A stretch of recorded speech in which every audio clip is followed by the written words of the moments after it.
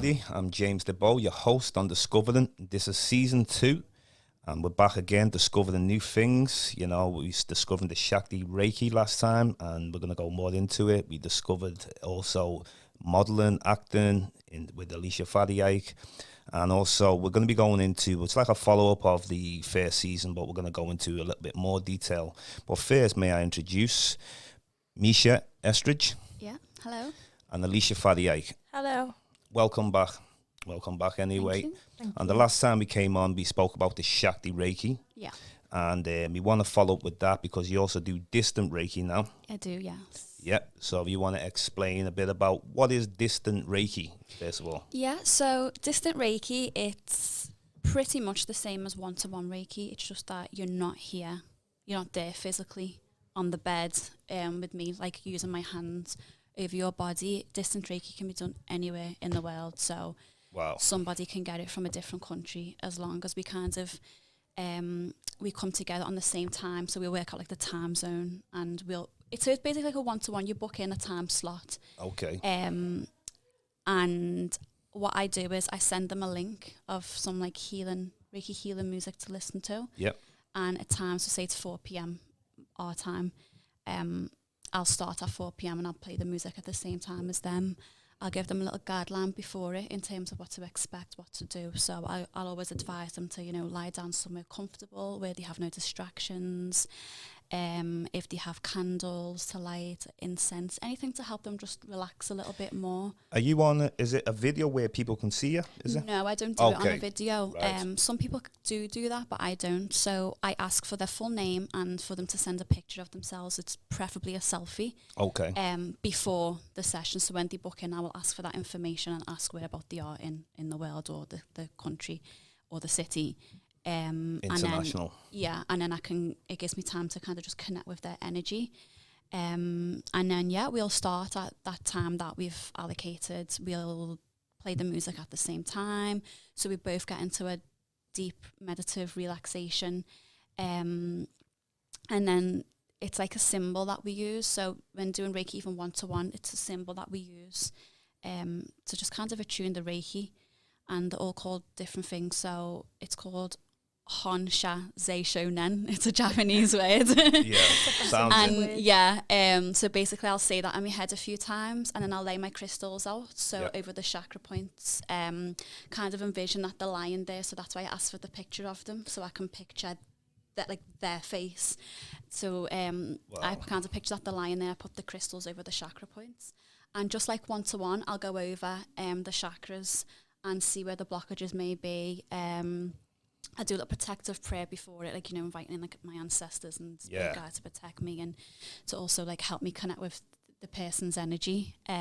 Sometimes straight away before it, I can pick up as soon as they tell me they're on a book and send me a picture and the full name, and I take those deep breaths and straight away. Sometimes I connect and I pick up on where's blocked already, and sometimes. But the feedback that I've had from distant Reiki has just been phenomenal. Like, people are blown away. Sometimes people can be quite hesitant because they're unsure on how it may work, and then like the reviews at the end are just always amazing, and they're always blown away of how I've been able to connect and pick up on what I've picked up on from such a distance. On my Instagram page, I posted a recording of a voice note that somebody sent me from London, somewhere in London it was, and she was just blown away. I don't know if you've listened to it. That was brilliant. She was just blown away. And then from that, she was putting me onto so many different people across London, across South England. And the feedback that I was getting from those was just amazing. And they couldn't believe how much I could connect and pick up on, given the fact that they weren't physically here. And one of them in particular, and I'd never mention names of clients, was just going through a lot of grief, and I could feel it, and I could feel the presence of the person coming to me to tell me that they were going through the grief. And I'd always send a report at the end. So with one-to-one, we'll sit down and have a chat at the end, and it could be like 10, 15 minutes, and I'll discuss what I've picked up on, what the blockages may have been, any additional visualizations that I've seen, anything else that I might have picked up on in general. So with the distance Reiki, I'll write it all out and I'll send it through the text or email or WhatsApp, whatever they prefer. And I'll send that report of, okay, this chakra might have been blocked and this is the reason why. That chakra might have been blocked, this is the reason why. Yeah. This also came through. So I send a very thorough report at the end. So it's not just kind of like, okay, it's done.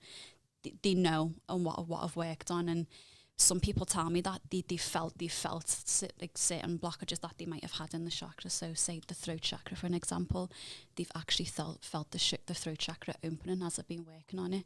And again, that's from a distance. So energy is deep. It's very powerful, very powerful. Energy is definitely deep. It And is. we're going to come back to that anyway. And Alisha Fairyke. Hello. You all right? Yeah. Yes, good. So last time you came on, we were dealing with you modelling, Yeah. acting, into drama, and also you went into support work, which we didn't talk about last time, did we? Yeah, that's So correct. whatever order you want to choose to start in. Yeah, so firstly, I'm a support worker for mental health, Okay. kind of supporting vulnerable people around the communities. And it started when I was about 18. I was absolutely terrified when I first walked into the job because I had little bits of knowledge on mental health, but the more that I've went along and worked, I've learnt more about how people kind of work and interact with one another. So that's been like kind of really helped me get stuck into the industry and to understand people's emotions and how they may work. So yeah, last time I also never mentioned that the charity that I support as Miss Sovereign is called Well Children. Okay. That kind of supports children with disabilities and also mental health issues too. Currently doing university at the minute, and I'm finding it so hard to juggle university with doing pageants as well. Very busy. I've kind of had to, I'm not sure about you, Misha, but moving everything on social media has been quite challenging. Massively. But Massively. also at the same time, like, it's given me the opportunity to learn how to interact further with people via social media and build up them contacts and get me page up and running. In terms of acting and castings, I've been sending lots of emails out to get myself stuck in as much as possible. A few weeks ago, I did have an audition with the BBC. Oh, great. Called The Ranganation. That is actually a comedian show. 25 people got selected via audition, and luckily enough, I was one of them. And I got to meet the comedian Romesh. It was lots of fun. What I will say, I was the only Scouser who was on the audition. Everyone else was from all different places. So I think in terms of my pageant and being a beauty queen, I want to make an accessible support system that encourages and supports Black Scousers, because I just feel like there isn't enough opportunities. Mm-hmm. There is opportunities, but there definitely could be more, because the talent can kind of get unrecognised sometimes. I think there can be pros and cons with being from Liverpool. Definitely, I think people, because of our accent, I think people can kind of... You've got to... What I find with Liverpool, you have to select a few who can shine. Yeah, definitely. Towards outside of Liverpool, I'm talking about. Mm-hmm. Like, if you've got a natural gift, you will shine one time. You know, and that's why you've got where you're at. You know, it's probably more challenging being from Liverpool, being Black also. Yeah. I mean, places even I've travelled to. I remember I was in Venezuela, and somebody, you know, one thing that they worry about me being Black, this was the tourist, and then they said, where are you from? Then when they said I'm born in Liverpool, he said, hide your bags. So there's a stereotype, which Liverpool, so we get double being Black and also being Scouse. Definitely, do you know what I'm saying? So that's like double, but you know what? You can't let nothing stop you and keep it going. It's something to be proud of and to embrace. And even in terms of acting, when I'm doing Shakespeare plays for uni, I've just finished my last assessment, and I was having the discussion whether to do it in a Scouse accent or in a Shakespeare accent, and I thought, well, it's important to represent diversity, so if I'm acting, I will always use my original accent. Yeah. Okay. Yeah. Well, you know, some people have a stronger accent than others, you know, definitely. so your accent's not a bad Liverpool accent. Some people have really strong Scouse. Depends where about in Liverpool. I think it's the same everywhere though, because Yeah. certain parts of London Yeah, the accents are completely different. Like north to south, the accents are completely different. It's Yeah. the same with Liverpool. You've got a northern Liverpool accent and a southern Liverpool accent, and then you've got Wirral as well, yeah. which is, you know, people would say is Scousers. So Well, the other day, I had my Shakti Reiki from Mica, and it was my first experience getting Reiki, and it was very, very relaxing, very spiritual, and I felt like my chakras opened even more, you know, so that was a great experience. I would advise anyone to try it. yeah, And you are definitely a person, like I've only had it once, but I know there's people out there who might do Reiki and they can't bring in that energy force properly. But I felt like you had the right energy, you know, very spiritual, and I could feel the energy. yeah, So how would you explain from what you read of me yeah. when you did the Reiki on me? What was my energy? It was very powerful. Wow. Very powerful. I felt like there was a really powerful connection. Again, like everyone who comes in, the connection is different, and you know, each person, it depends on how open-minded they are coming into something like that, because it's a very spiritual practice, and not everybody does believe in that and will not believe that it works. And if you're coming in that mindset, it's going to be a little bit more difficult to connect with your energy. I'm always going to be able to pick up on what blockages that you have, and you know, I'm always going to be able to pick up on what you may be going through, and like the advice that I can give you at the end. And again, it depends on that individual person. Obviously, because you're very spiritual anyway, and you're very open-minded to this kind of stuff. Really deep. I just straight away was so powerful. Like working on your crown chakra and your third eye chakra was just, I could feel the heat coming from my hands. Wow. I could just like see like all this light. I could sense just like all these guides surrounding you. I could see a lot of white light, very protective energy, but it was very powerful. I felt like my energy and your energy together was just Super. a different level. At one point, I was saying, you know, I was telling you, I felt like as I was performing Reiki on James and had my hands over his body, I just felt like we were kind of both out of space a little bit. Yeah. But it was like James was still lying there, Another and I was dimension. still given the Reiki, and it was just like we were completely in a whole different dimension. And I remember you saying you felt that as well. Yeah, and yeah. That's it. So even like the recipient will feel things, but I do as well. Yeah, okay. And because I go into such a deep meditative trance, it was just so powerful. It was one of the most powerful ones that I've had. And like I was saying, recently for me, through meditating and attending meditation and sound baths and gong baths, I've been feeling a very strong connection with my ancestors, and I feel like there's been one in particular coming through to me recently, and I felt like that same one came through again when I was doing the Reiki on you. Yeah.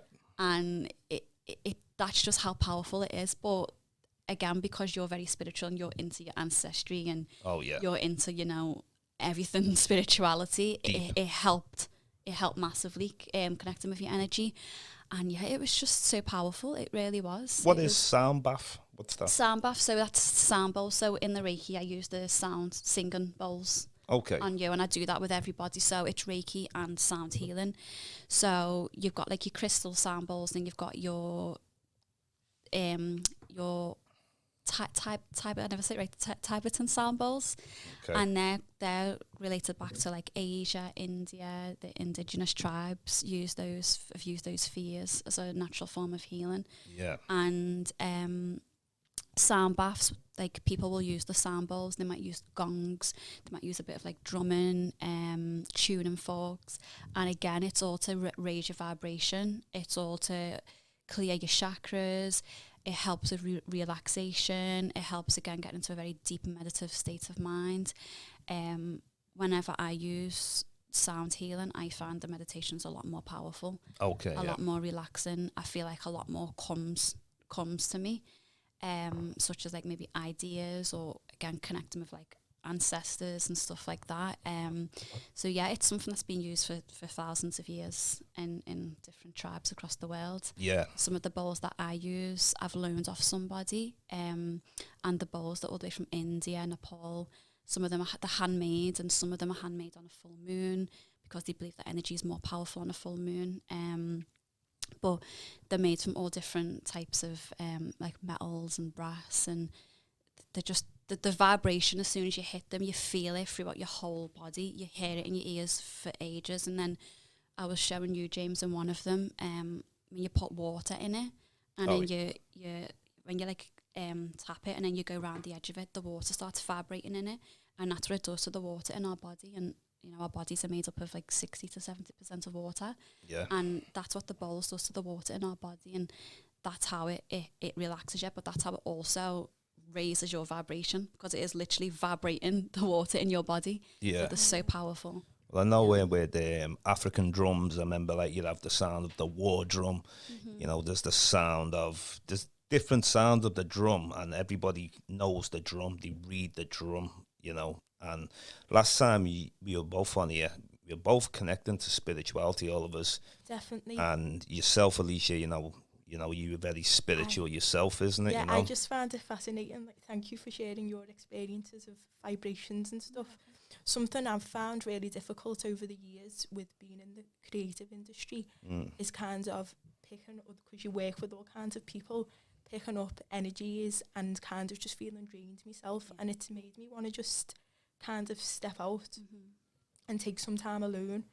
It's important to do that. How would you kind of, how do you balance doing what you do and not taking on other people's energies, if that makes sense? Because that's something I struggle with. Sometimes it's hard not taking on other people's energies, because I'm an empath, so it sounds like you're an empath as well. Definitely. And I can walk in a room, and if it's filled with negativity, straight away I will feel emotional. I might feel a bit angry, I might feel drained. It's just kind of, if I'm ever around that and the work that I'm in, it's sometimes it's hard to not absorb other people's energies. Definitely. I will take time off for myself, and it's putting those boundaries in place where you can say no. So if you're feeling a bit overwhelmed, a bit run down, and you know, say something personal, people want you to do this and do that in your personal life, it's okay to say no and set those boundaries into place. And that's what I call self-love. And people think like self-love is all about bubble baths and, you know, nature walks, which it is, but self-love is also putting in boundaries into place. It is putting boundaries into place and taking that time to just sit with yourself and allowing yourself to feel whatever you're feeling, and just switching off. So if you need to switch off your phone, if you need to cry and release it, then release it. And I do that. I do that. And I think a lot of people who I think there's a lot of toxic spirituality. So some of the pages you may see and follow, it might be, you know, and I touched on it a little bit last time, of people who say, like, you know, it's positive vibes 24/7, you've got to be happy all the time. That's not the case. It's okay to cry, it's okay to release. It's a part of it, releasing and surrendering, and it's a layer of healing. And when you're around a lot of those energies, sometimes you may feel very overwhelmed and very emotional, and it's better to let it out than to keep it in, because it does more damage keeping that in than letting it out. And then that's where you're blocking your own blessings and you're blocking your chakras. And so for me, I would just kind of take time out. If I need to cry, I'll cry. If I need to meditate, I'll meditate. If I need to go out for a walk, I'll go for a walk. Whatever my body's telling me to do, basically, you've got to listen. I will do it. I'm always wearing crystals. I'm very, very believing in crystals. So I'm always wearing, like today, like I've got like tiger's eye and black obsidian and smoky quartz, and they're very good protective crystals for keeping you grounded and protecting your energy. So you'd recommend getting some crystals? If you're into that, like not everybody is into crystals, but if it's something that you're interested in, give it a try. And it's something that you can try and see for yourself. But my whole bedroom and living room, and I'll wear them constantly, and if I don't wear them, I feel like I can feel the difference. I can feel the difference. So I try to be balanced. Meditate, it can be difficult sometimes. I mean, we can have you can have a bad day, or you don't feel too good that day, and it's hard sometimes to lift yourself up, but it will happen. Definitely, it will happen. That's you've got to, we're human. It's understanding it. It's understanding our nature as human beings. Understanding. It's sitting with yourself and understanding. So it's recognising how you feel and trying to understand why you feel that way. And, you know, we're all human. We all have our days. It's normal. And again, that's why I say like, toxic spirituality is like, tells you can't have these bad days because you should be thinking positive all the time. It's not the case. Life happens to us all. So, but for me, again, like with crystals, I will hold them. I usually hold them in my left hand if I'm meditating, because it's, you know, connected to your heart. So I will hold them in my left hand and maybe meditate with holding some crystals. And and I'll do that. And people again think when you meditate you should have no thoughts in your mind at all, and that's not true. Just because you know, when you're meditating, it's if things come to your mind, it might be something that you need to heal, or it might be some ideas that, you know, it could be a business idea. Things do come to your mind when you're meditating, and people tend to say, like, when you meditate, your mind should be still. But the whole point of meditating is your mind's still to the fact that, you know, thoughts might arise, and then it's acknowledging those thoughts. Definitely. I've had some of my, you know, my best ideas from meditating because things have come to me in terms of, like, to help my business grow and stuff like that. And if I didn't do that meditation, it might not have come to me at that time. So yeah, it's just taking that time and doing what you feel like you need to. You can't listen to anybody else telling you what you should do, really. I think it's just, for me, it's about discovering and that path of journey, because usually when people say, do you do pageants, I'm a bit like, I go a bit closed in myself, and the main theme that I wanted to, like, kind of set out was to kind of be spiritual and kind of to represent. It's not really about what you look like, it's about who you are. And I think that was difficult at first, because people think, as soon as they think of pageants, they think, oh, it's all about, like, eyelashes. And it was when I'd done my first pageant, which was Miss Teen Great Britain. And at the time I was only 18, so I was a lot more younger. I'm 20 now.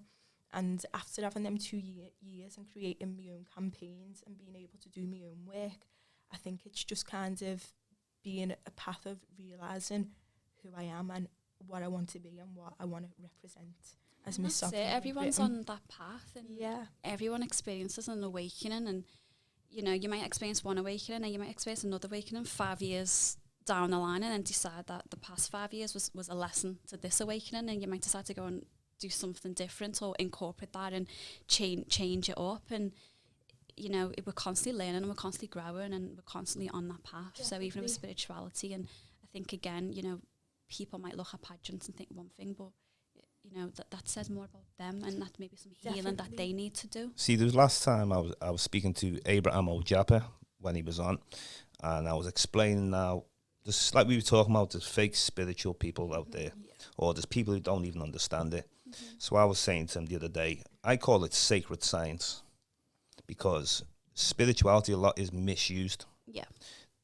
When we use it, we're using it where it's meaningful, you know, sometimes. But that's a lot of, because I study a lot of the Yoruba teachings, Yoruba priest, whether it was the ancient Kemetic priest.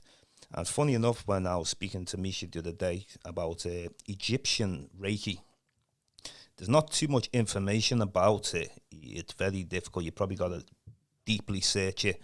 But it's a lot older than India, Japan, China. Well, Africa, it had the oldest civilizations, the oldest knowledge. And a lot of Africans have spread their knowledge through around the world, you know. And the last time you came on, we touched a little bit on the importance of African history. And I thought you've both done really well, you know, so I was really happy with that. We're going to touch on it a little bit more, because everything connects. Everything connects, you know. I feel like Africa is the continent that connects all the dots around the world, all the knowledge. That's where it came from originally. So a little bit on African history from the last time you came on. I don't know if you did any research after that, or you must have learnt a lot from last time to where we are now. So we're going to touch a little bit on African history. Yeah, like what? Just the honest perspective. What do you know about African history? You can touch on any country in Africa. It doesn't matter. If there's any you'd like to speak on it, I would both go. Yep. I think over the years it's developed, but not much has changed. Yeah. As much as people think that it has. I think there's also a lot that, like James, I know you do research, but it's what's true and what's real. That's what I find difficult when researching. I'm like, how do you know what you're reading is true? Yeah. Well, I study a lot of the scholars, but I don't study any scholar. I'm confident with Renoka Rashidi. I've followed his work for many, many years. I've spoke to him. We speak a lot on Messenger, and we go back and forth. If there's something that I'm unsure about, I'll contact him and I'll ask him, And there's a lot of things that are fake news put out there and fake sites, which sometimes you might just get someone go on Google and then they think they've got the answer. Some things you can just go on Google, but then some things you've got to read books, you've got to research, you might have to travel places. But as far as like dealing with the core of African history, it's about like, see this topic we're on now about spirituality. This is African history. Yeah, Definitely. it is. In terms of mental health, something that I was reading about is that Black people are more likely to suffer with mental health issues, and that's because of their socially disadvantaged backgrounds. Someone that I know, I won't mention names, that's close to me for personal reasons, has said of experienced racism in the working industry, and it's put them off coming back to Liverpool for work, and they're now suffering with schizophrenia and mental health disorders, and I believe them. Yeah. Because I think that's, racism in the work environment is something that will always be around. I think it's something we've all probably experienced. Yeah. I don't to some think degree, it gets spoken about enough, and I doesn't. think it definitely impacts. Obviously, everyone suffers with mental health regardless of the skin colour. I'm not saying, Yeah. It's your treatment also for it. You can go to pharmacy. That doesn't mean it's going to heal you. Of course. Sometimes you have to go to villages in other parts of the world and have some nice medicines, taste of the herbs. That's real. I mean, because mental health been around for a long time, but it's how you choose to deal with it. Yeah, that's some, in terms of herbs, this is just my personal opinion. I've never agreed with medication. That's probably the hardest part about my job, is giving that out. I agree with natural things. Even if I was to be diagnosed with all the illnesses in the world, I would be researching all the natural herbs. It's what our ancestors did. Exactly. It's what our ancestors did. I just think in today's society, it's crazy, isn't it? Well, it's about connecting. Yeah. Definitely. And sometimes, when you get deep on a spiritual level and you're in tune at particular times, like we were saying before, the knowledge just comes here. It does. Yeah. It does. The ancestors are there and you're connecting so strong with them. Yeah. And like you were it saying. does. But when you were saying about Egyptian Reiki, it's like something I've looked into, and there's not a lot I can find on it. But they say like Reiki was originated in Japan about 100 years ago. No, definitely by not. Dr. Yasui, who climbed up the mountain and did the 21-day fast and meditation and prayer for 21 days, and that's how he discovered Reiki and then taught it to other people, and then that's how it's got passed down through generations. But then when you look at Kemetic Reiki, it's like, okay, that goes right back to ancient Egypt. Exactly. And they like to use the form of, when they're giving Reiki, it's they're connecting to Ma'at. And that's right.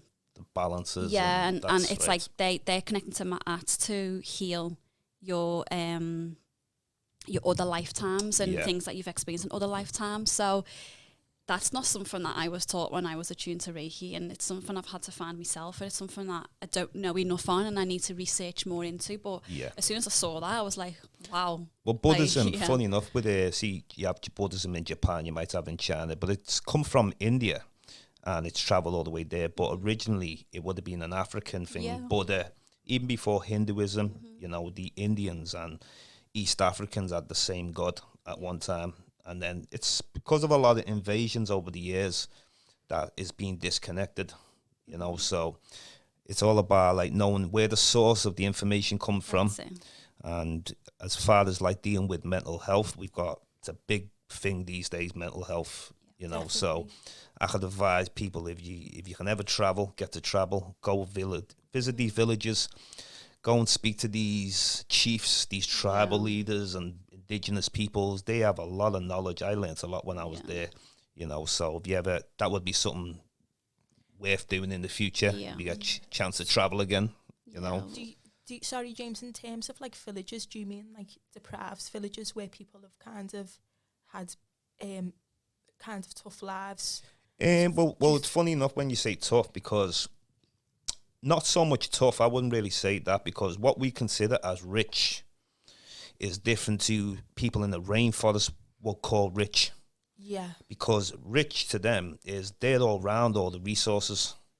Unfortunately, sometimes where you'll get the governments of particular countries, they'll start taking over areas in this rainforest where a lot of resources are. So they'll have to hunt in smaller locations. Even sometimes I could name a lot of places. Let's just deal with Malaysia, for example. In Malaysia, it's a rainforest and it borders the rainforest of Thailand. Now, I've been both sides of the rainforest, but there's parts where they're taking loads of spots. So, and then what they try and do is engage the indigenous peoples to work with their government. So they'll do a lot of the work and provide a lot of the medicines. But then when it hits the pharmaceuticals, how much percent is goodness are you getting?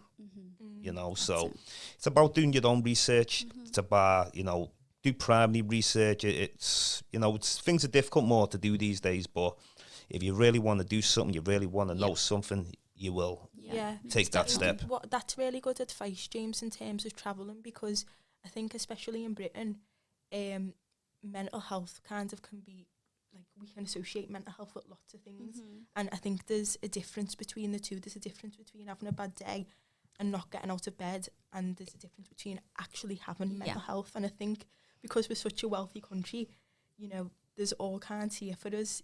In villages like that, they've had to hunt. Exactly. Yeah.